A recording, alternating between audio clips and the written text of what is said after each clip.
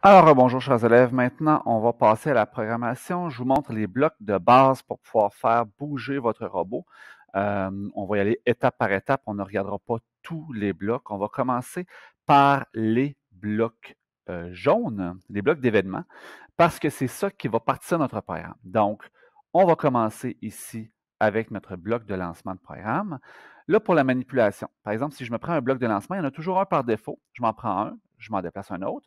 Il pourrait se passer deux choses au lancement du programme. Donc, je pourrais avoir 2, 3, 4, 5 programmes qui partent en même temps sur mon robot. Un qui gérerait un capteur, un qui gérerait le moteur moyen, un qui gérerait chacun des moteurs, etc. Si vous avez un bloc dont vous voulez vous départir, vous pouvez le prendre, le glisser à l'intérieur de la série de blocs ici, la librairie. On lâche, il disparaît.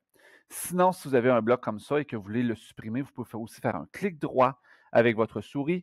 De mémoire, sur un ordinateur Chromebook, ça serait un triple avec 3 doigts. Sinon, vous pouvez aussi maintenir le doigt sur le bloc si vous êtes sur un iPad de mémoire. Si vous faites ce clic-là, vous allez pouvoir dupliquer votre bloc. Donc, vous allez avoir faire une copie.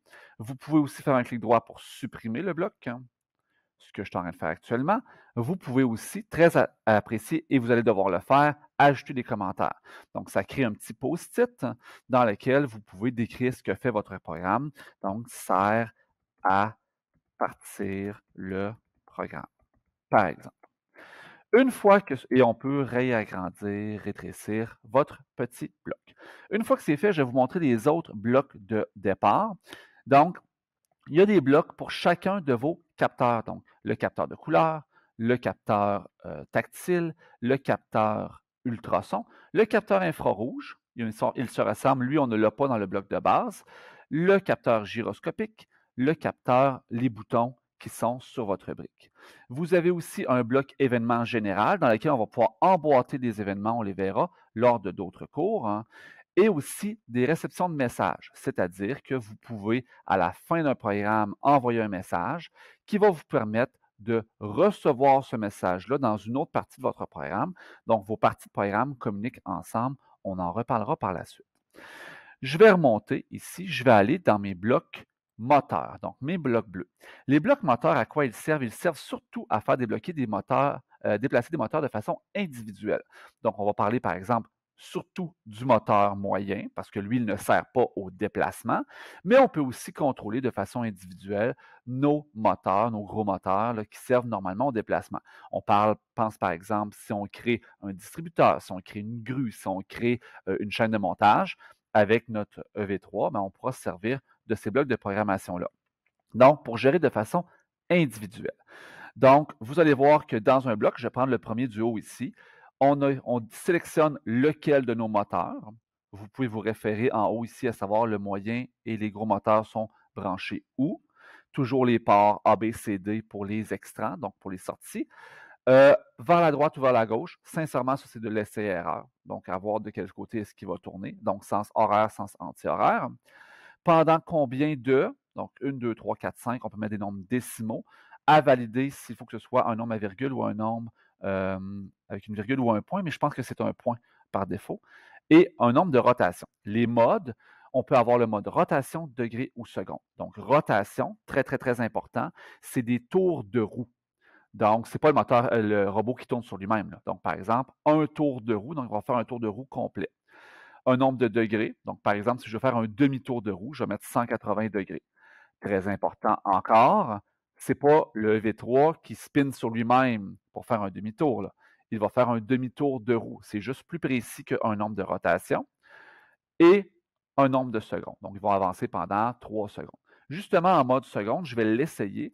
Je vais faire 3,5 secondes. Je vais télécharger le programme à l'intérieur et je vais partir mon programme. Et ça a fonctionné. Là, mon moteur moyen a parti pendant 3,5 secondes.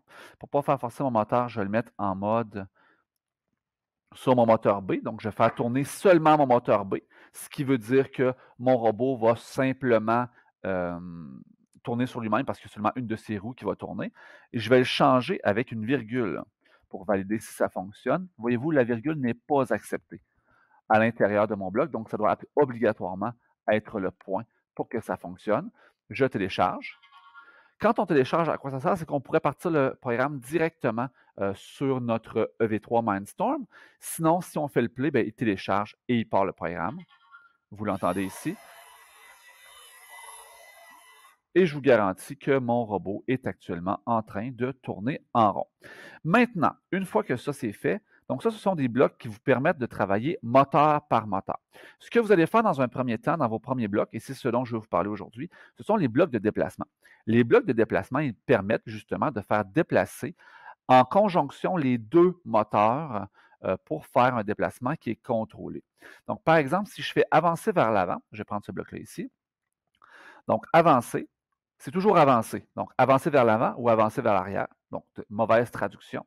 Donc, aller vers l'avant plutôt pendant un nombre X de rotations, de degrés ou de secondes. Donc, premier mouvement.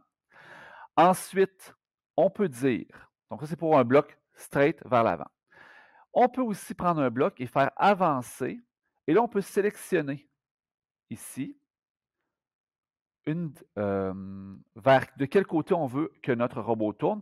Et là, ça va faire tourner les roues de façon coordonnée pour créer une rotation et un angle de déplacement là, vers la gauche, vers la droite. Donc, là, votre robot va avoir tendance à faire un cercle à ce moment-là.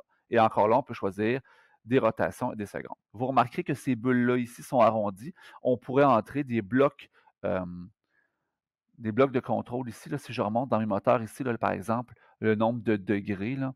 Donc, on pourrait rentrer là, des bulles de contrôle comme celle-là à l'intérieur. C'est pas ce que je viens de faire, c'est pas logique. Là. On devrait plutôt travailler avec des variables, on en reparlera plus tard. Ce qui est intéressant aussi, c'est de faire arrêter le déplacement. Donc, quand on fait arrêter le déplacement, ça fait vraiment stopper le moteur. Hein.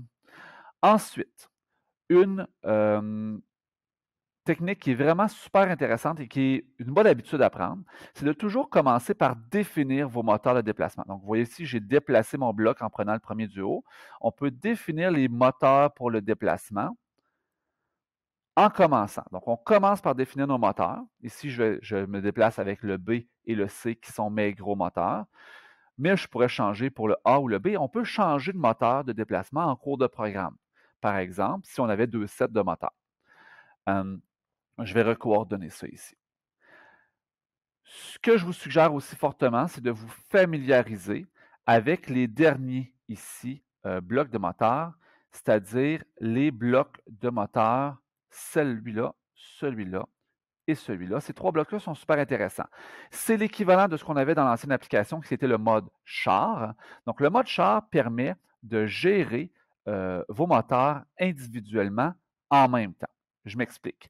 Donc, si je fais déplacement pendant, on va dire par exemple, pendant 5 secondes, et là, ici, je gère mes deux moteurs. Mes moteurs sont le B et le C par défaut. Donc, même je pourrais remettre, là, définir les moteurs de déplacement comme étant le B et le C. Bien, le B va tourner à 50% et le C va tourner à 50%.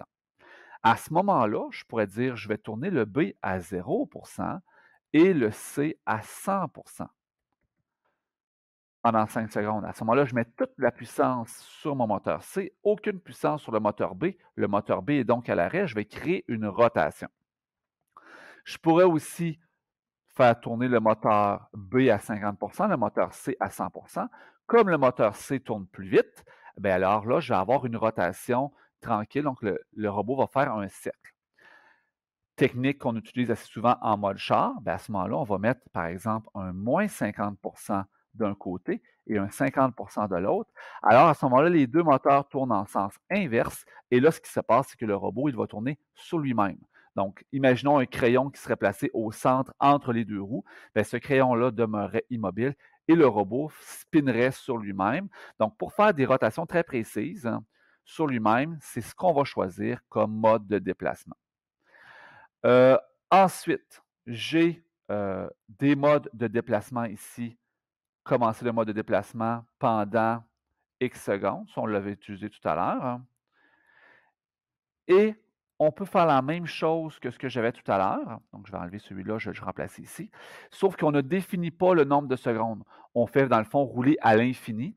Et on devra placer par la suite un bloc événement ou un bloc contrôle qui va nous dire qu'est-ce qu'on attend avant d'arrêter le déplacement. Donc ça, ce sont les bases pour les déplacements. À partir de de ces blocs-là, vous êtes capable de relever les premiers défis. On va se revoir là, lors d'un prochain cours pour les blocs affichage et son.